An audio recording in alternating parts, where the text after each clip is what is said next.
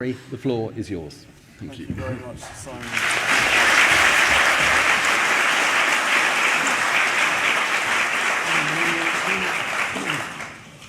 Good morning, everybody. This is my first time at this, so just bear with us. Hopefully it will go really smoothly and you'll all walk away with a really good understanding of what these guys have been through and a good discussion around service mental health.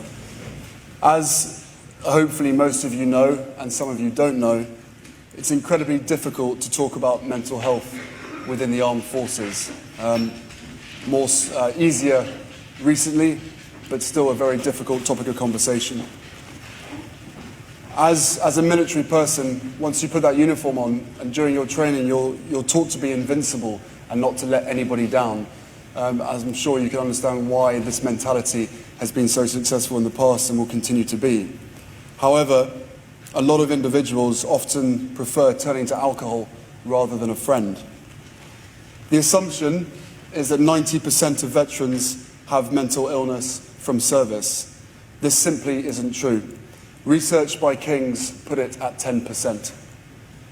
Phrases like ticking time bomb fuels this misconception and is incredibly unhelpful. More people are accessing help now than ever before, which clearly states that we must be doing something right by reducing the stigma. But of course, we still have a lot of work to do. PTSD, well, I'm sure you've heard it thrown around, certainly around the military aspect of things. But PTSD, as far as I see it, is shorthand for mental illness in the armed forces. It's just too simple. What I mean by that is it's not always the right diagnosis for everyone. And whether it's the media labelling individuals with PTSD or the individuals themselves thinking that they have PTSD, it's not always the right diagnosis.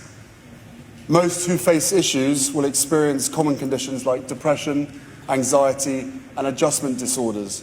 This is okay. And I'm saying this to all of the military people in this room and beyond. It's okay to have depression, it's okay to have anxiety, and it's okay to have an adjustment disorder. My main fear is that people will not get the appropriate help due to the stigma surrounding the more common conditions as such. So what do we need to do? We need to improve the conversation. We all have mental health, in the same way that we all have physical health. We worry about our physical fitness probably not now more than we ever have done before, but our mental fitness is just as important. Our campaign, Heads Together, is encouraging people to be more open, without fear of judgment, prejudice, or stigma. It starts with a conversation, either with a friend, a family member, or a colleague. And the earlier that conversation happens, the better. The better because something small could easily spiral out of control and be something big, turn into something bigger. Today, we're all fortunate, very fortunate, to be joined by three extraordinary people. They've all faced very different mental health challenges during their careers or during their lives. By opening up to someone, the first issue, and by opening up to someone at the very beginning has set the foundations for these individuals to be able to get the help and the support that they need. They've been able to tackle those issues, not by themselves, but with the help and support of other people. They have learned to proactively manage their mental health. And that all starts through the power of a conversation.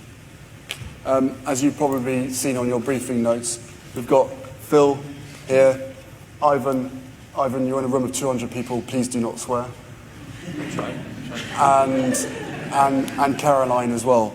The intention here is to ask them questions of which they can elaborate more on their experiences, the support that they've received, and hopefully you guys will get a better understanding of what they've been through, but also the positives, once again, leading back to that first initial conversation. So Caroline, can I start with you, please? Can you just tell us a little bit about your personal experiences? So everything started for me back in 2008. I had what was classed as a small depressive episode while in service in Iraq. I did get some help, but it was sign off work, 6 months, didn't see anybody, just access the help that was there.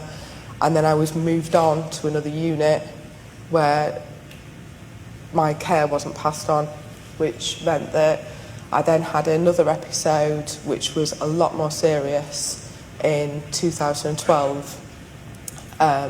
Again, exactly the same happened. 6 months stuck at home, nobody really talking to me, and I was still in service at this time.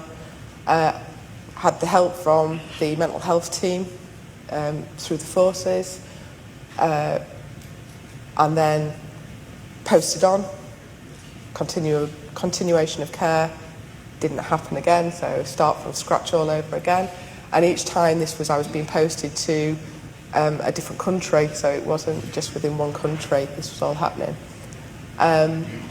In 2013 was the final episode while I was in service, and I could actually this time tell the telltale signs, and I knew things weren't right, but I didn't know what to do, and I didn't know who to go and speak to, and it ended up actually me breaking down in a physio appointment and just telling the physio. So we stopped the treatment at physio, and I just told her that I just wasn't coping, and with that she helped me signpost. She went off and spoke to some people within the medical centre and got some signposting for me and helped me access some help that I needed, which then led on to people being more aware of what I needed, and helping by posting me over. So I was then transferred over to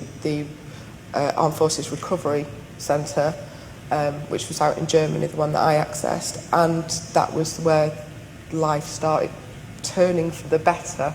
Although this all ended my service in 2014, it's probably the best help I got. It was just unfortunate it was so late in my career and after so many episodes that I finally got there.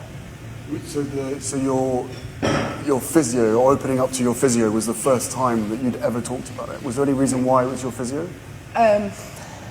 She could see that there was something wrong, and she'd seen through a number of appointments that there was something other than a physical injury wrong with me. And so she slowly built up some trust with me.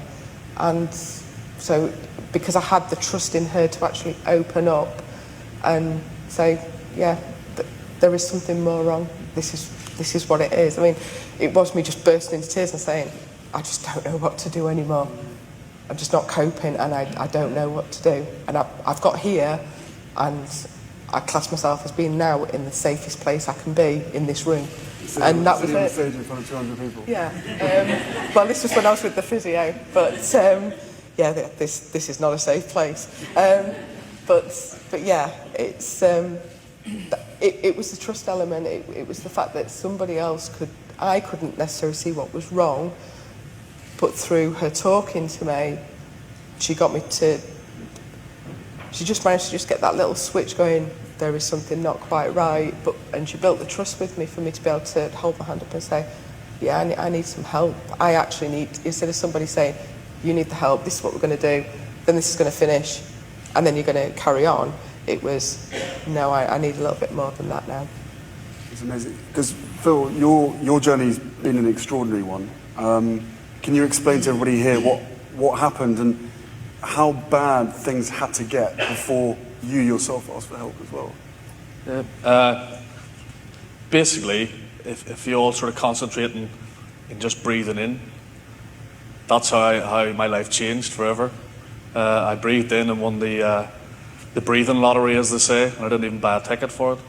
So it's a strange one. It's not the normal Afghan injury or battle injury. I got a disease. I inhaled a spore, which was kicked up by an IED or a firefight or a helicopter or a sandstorm, and that has now changed my life forever. And I struggled from the start with not being able to see something that was affecting me physically. I went on, over the last 6 years, I've deteriorated from being able to walk 200 metres to now requiring full-time care, being able to go through the sort of mental health aspects of having someone wash me, having someone help me up. I'm seeing a familiar face in the audience, Jay Hare, who've helped me in numerous times through, and we've talked about mental health numerous times through the years, but I basically accumulated about August 2014 where I contemplated taking my own life, and I made my wife not tell anyone for about 6 months. From there, I sat in the chair in the living room because I felt I was being a burden on everyone, being a burden on my wife, my kids, and anyone who was involved. I need help for everything, from getting up to going to the toilet to washing, and seeing that what I felt was a burden wanted me to stop having to ask for help. So I sat in a seat in the corner of a room, curtains closed, kept telling people that the curtains were closed because I couldn't see the TV properly because the light was on the TV, and sort of didn't really want to move. This culminated in the point where I ended up having to use a power chair more, and within the power chair I couldn't get out of the house, and really then it came to a point where I couldn't understand why people weren't listening to what I was saying in that 6 months, why people weren't, when I was asking for help and telling people what was happening, why they weren't listening. But I wasn't able to explain what was going on properly. I was a different person. I'm a completely different person now to who I was then. I was explaining things in a way that people weren't able to understand. And I come to a point after 6 months where I finally told my best friend, and from there that conversation led on to telling my medical team at Hazard Company, and then I changed help and went to the NHS, the Somerset Partnership, and from there we really haven't looked back. From there my mental health's improved. I've ended up going to the Paralympics, and sitting here today somewhere where 6 years ago I wouldn't have ever been able to look at. Well, it is amazing because you touched on that invisible injury side, which a lot of people, speaking to a lot of guys in the past, actually if you've got physical injuries it's far easier to deal with because people can see it, and rather than having an invisible injury which is very, very hard to explain to people. I suppose on that exact point, Ivan, you've achieved so much since being injured, but how has your physical recovery been linked with your mental health? I've done quite a bit of, some people might think amazing things. In the last 10 years, I lost my sight in 2006 in Iraq by a mortar round that not only took my eyes but left me with multiple injuries throughout my body, but also took the lives of 2 of the men in my unit. And at first it was a bit of denial, because when we deploy, I guess we deploy thinking it's black or white. Black, you're going to come back in a body bag, or white, you're going to come back fine, able to go back, back to your unit and ready for another training event and preparation for another deployment. Before we deploy, we prepare wills and power of attorneys and the honey-do list, but we don't think about the gray. We think about the mission at hand. And when I was blinded, and I was told that I was blinded, I had no one around me that could talk to me about blindness. And so that was quite tough. Everybody standing around my bed was looking at me with their eyes, telling me that I was going to be fine. So during that time, I really went through a tough portion of depression, survivor's guilt, anxiety, panic attack, not knowing what the future was going to hold, my military career, my family. And Yeah, to be honest, what turned it around was my wife telling me that when I walked down the hallways, that people looked at me and said, wishing that their loved ones were half of what I was. So that really put in perspective that if I really put some effort into this, I could turn it around. So it really started with my wife, her and I talking to me. And just the goal of running a marathon within a year of my injury. And yes, I have achieved a lot of physical goals within the last 10 years, but what people don't realize is, when they see me, they say, wow, here this guy, he runs, he cycles, he skis, he climbs. This guy could even dance, Not strictly true. You see me dance. But what they don't see, and what I tend not to show, is really the times that I'm alone and the difficult times that I have. I've accepted my blindness. I've not say that I've lost hope, but I really accepted that I'm going to be blind for the rest of my life. But I really haven't, in the last 10 years, still today, I have not been able to accept the loss of independence. The things that people can do on their own, the common tasks that people do on their own, such as driving or reading or being able to go to the gym to go for a run, or be able to go on a run on my own, or kick a ball with my daughter, or throw a frisbee, or teach my son how to drive. So those are the things that I really truly miss, and it's tough. And it's just as I ask people to take me out on a run, or take me on a bike, or go skiing, or take me to a bathroom, and people are willing to do it. I've also found that talking to my friends, making that phone call and just listening to them, and me being able to tell how I feel has been a huge help, So you, by once again talking to people around you, talking to the people that are close to you, has obviously had a huge effect on you. And Phil, in terms of coping day to day, how important is it for you to be open with those around you about how you're feeling? Because I know you've talked about, actually for you, talking about it is part of the cure. Yeah, I need to tell everyone that I tried to end it, and I have this conversation with my kids quite a lot. But I feel if I don't tell people that this happened, I'll end up going back to that place again.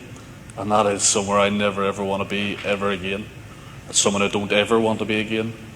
I mean, every day we battle things every day. Mental health isn't something you just get over. It's something we fight day by day.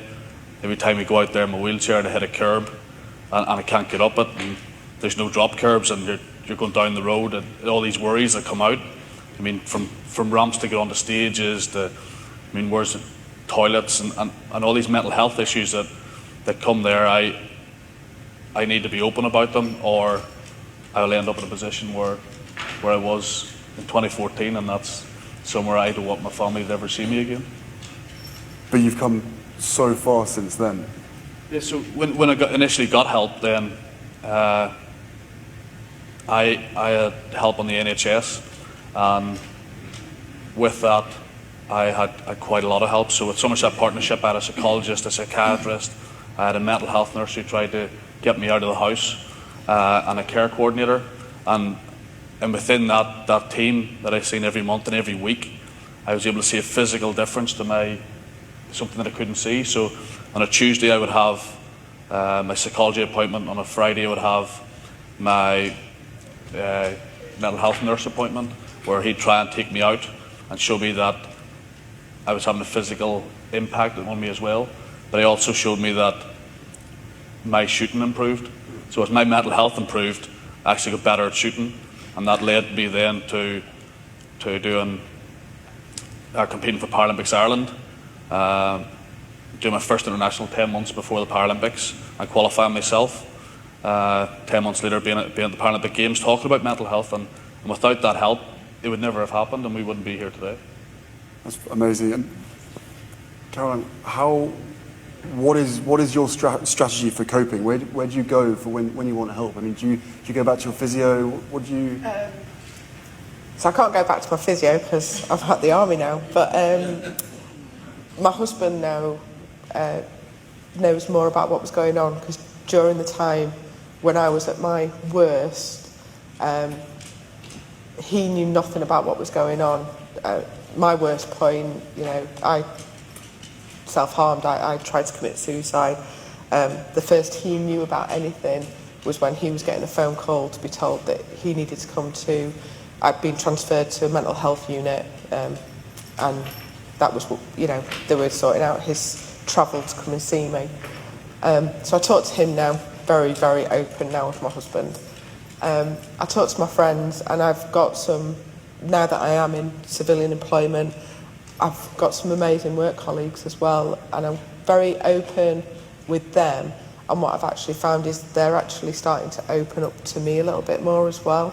So I work in quite a stressful environment. I work within IT, and some of the, it's all male. There's 3 females and the rest are male. And actually some of the guys now opening up to me because I'm so open and honest about what I've been through.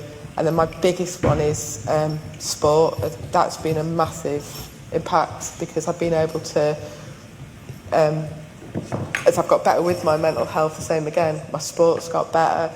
And then mixing with other people who aren't necessarily talking, and opening up themselves, because I'm quite open and honest about it. And I can sometimes see signs as well that I will make myself more approachable for them to be able to talk to me. So for me, I find great relief in helping others, and I never want to see anybody go through everything I went through.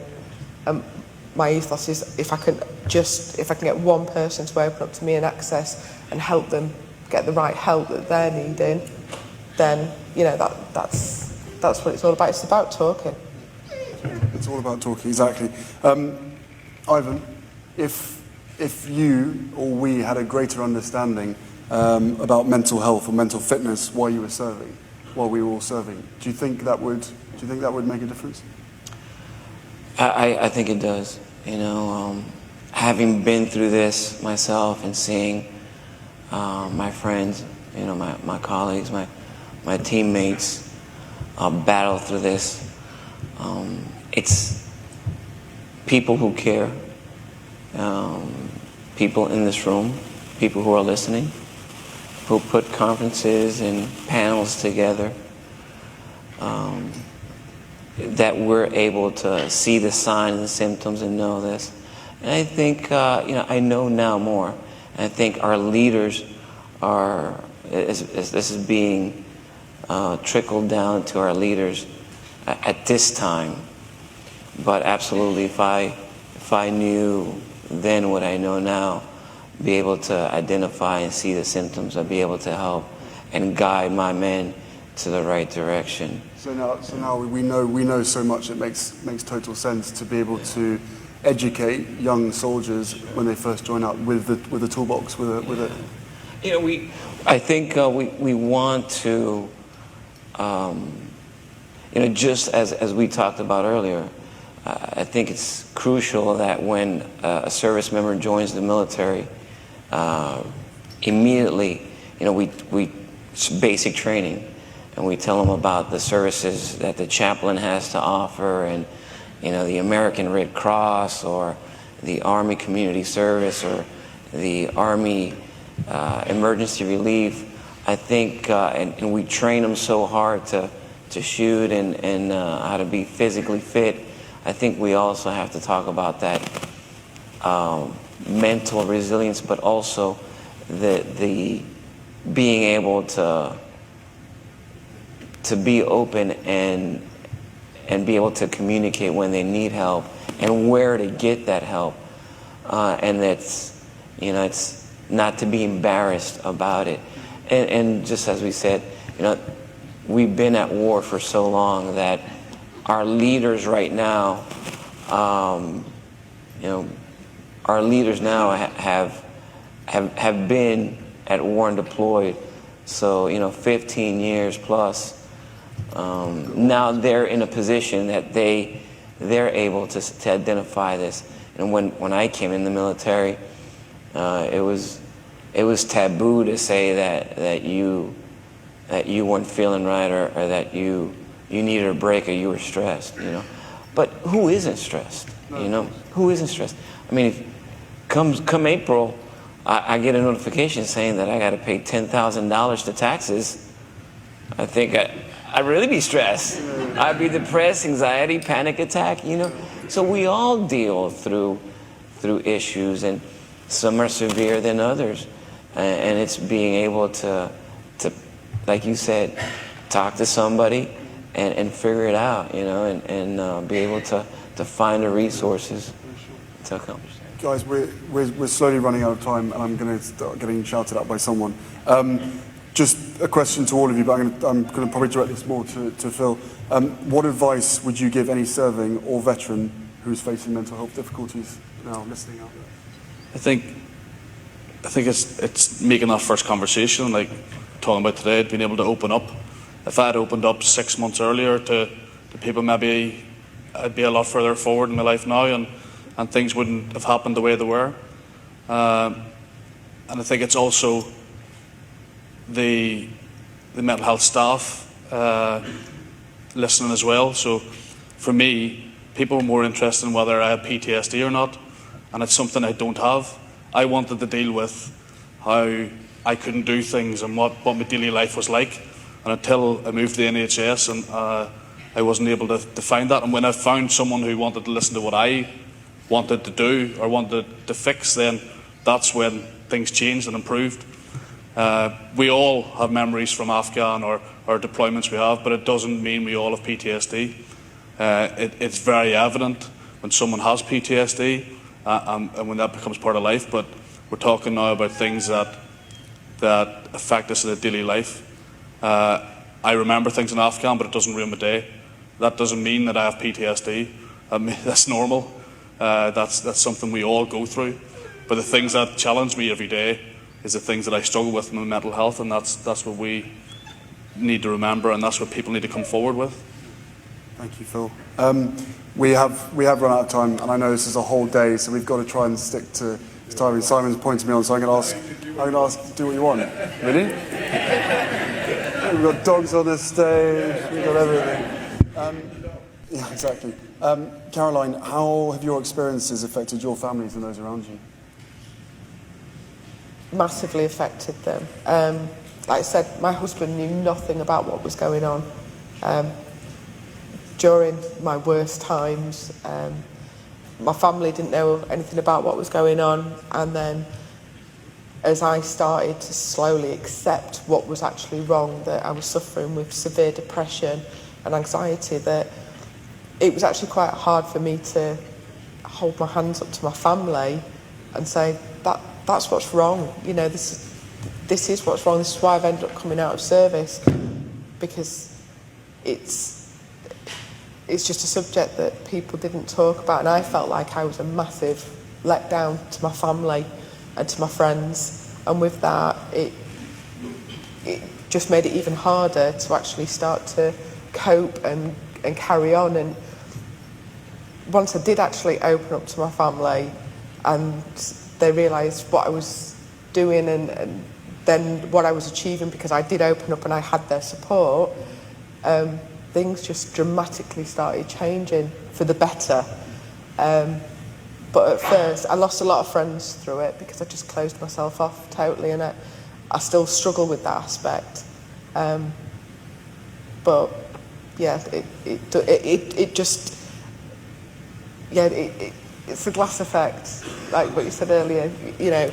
Glass shatters and it affects so many more people in the wider spectrum. It's not just my husband, it's my mum and dad, it's my husband's mum and dad, it's my brother, it's my brother-in-law, my sister-in-law, it's my niece and nephews. It affects all of them, because suddenly Caroline isn't that person that they thought she was, and I was a shadow of who I was, totally different now. But it's taken, you know, a long few years to get there. But I've actually only got there through their support, being able to be open and honest with them, and sometimes just say, it's a bit too much for me, or raise away, do you mind if I have a chat to you?